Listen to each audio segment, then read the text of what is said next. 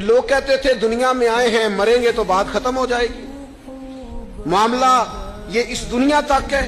اس مرض کا بھی قرآن نے علاج کیا، یہ بھی بیماری ہے کہ کائنات یہیں ختم ہو جائے گی، کھاؤ پیو موج کرو۔ قرآن نے کہا نہیں، والآخرۃ خیر وابقا، آخرت تمہارے لیے بہتر بھی ہے اور ہمیشہ رہنے والی بھی ہے۔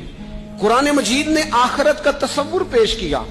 قرآن مجید نے کہا الذی خلق الموت والحیات لیبلوکم ایکم احسن عملا، موت اور حیات تو پیدا ہی اس لیے کی گئی ہے تاکہ پتہ چلے تم میں اچھے کام کون کرتا ہے۔ ایک نظریہ دیا قرآن پاک نے، سوچ دی، جینے کا ڈھب اور سلیقہ دیا۔ مالک ہم کیوں آئے ہیں دنیا میں؟ فرمایا میرے بندے ہو، میں نے بنایا ہے، میں نے تمہیں بنایا ہے، بڑا سونا بنایا، لقد خلقنا الانسان فی احسن تقویم۔